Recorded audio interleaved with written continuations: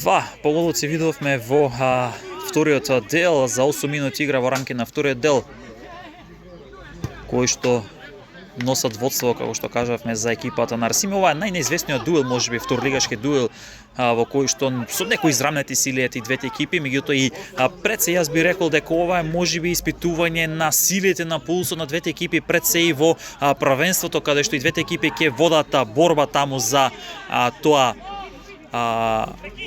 трето или второ место, кое што носи кон.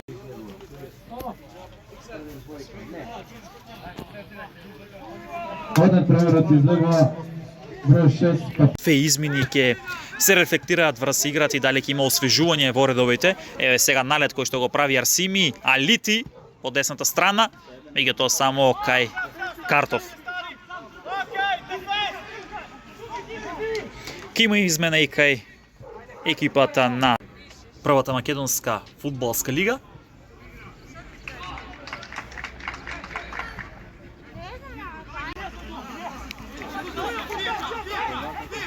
Сега ќе се обиде Арсими, меѓутоа враќа топката назад до голманот Ислами. Арсими сега да ја префрли топката на половината.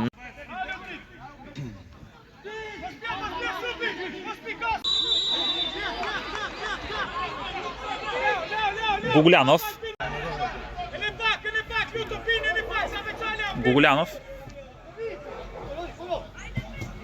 пресечена.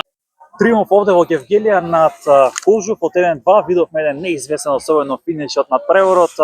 На крајот или среќен победник Арсими, кој што патува во следната фаза од купот на Македонија. Како видовте над преворот и дали ова може да биде една увертира во она што практично ќе следува во втората лига со Кожув, кога ќе ги бркате тие места за прва лига?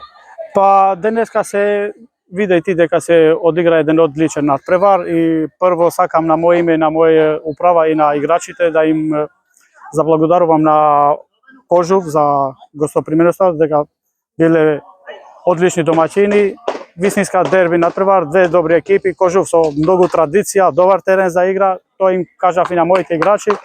Денеска треба да уживаме на ова игра, на оваа утакмица и да продолжиме понатаму. Зошто да не? Од втор план, ако може да излезе нешто, сакаме да атакуваме до крај на купот и исто така да го спремаме екипата и за наредниот надпревар, пошто сега имавме малку преки на првенство поради репрезентативните обврски и на сениорските и на аматерската репрезентација. Ова време го искористиме за некои слабости што ни се појавија во утакмицата со Башким и тоа ги поправиме и мислам дека одигравме одличен надпревар. Имавме 0-2 и некои 3 контранапади што не ги искористиме. Потоа Кожув второ полувреме играше многу одлично, многу добро, врши многу пресинг и ние сакаме да го чуваме овој резултат. И го чувавме, сега продолжиме понатака и на Кожув им сакам со среќа во првенството, исто така и за моите играчи. Пред второлигашите доста тежок распоред, еве денес се одигра овој купа на Македонија, а до 6 октомври ви остануваат уште 4 надпревари, веќе во сабота нов надпревар, потоа среда нов надпревар и следниот викенд пак нов надпревар. Како ете тоа ќе можат македонските второлигаши да го издржат овој притисок практично од овој густ распоред и колку тоа ќе се рефлектира врз самите играчи со оглед на фактот да видиме реално дека нели втората лига не е поламатерска? Па реално ние сега се враќаме на првенствен надпревар, куп надпревар, што би се рекло, после 3 недели што немаме одиграно нити еден надпревар, поради обврските на репрезентацијата и на аматерската репрезентација. И сега тргнувајќи од денов, па наредните 9 дена играме 4 надпревари, сметајќи го и овој надпревар. И значи како што кажавте и вие, играме денеска, играме среда, играме пак идната сабота.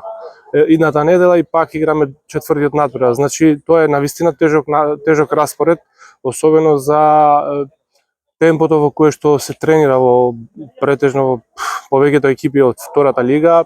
Ние како клуб, ќе кажам, ние како гледаме тоа како клуб, како стручен штаб, мислам дека мора да обрнеме внимание на тој аспект, да ротираме играчи, да тренираме и да работиме периодов во свежина, за да не дај Боже да ни се случи некоја повреда на некој битен играч, затоа што првенството е тек на почетокот, ни престојуваат уште 9-10 надпревари, ако не сум сигурен, првенствени до крајот на полусезоната и ние мора да водиме сметка на таа работа.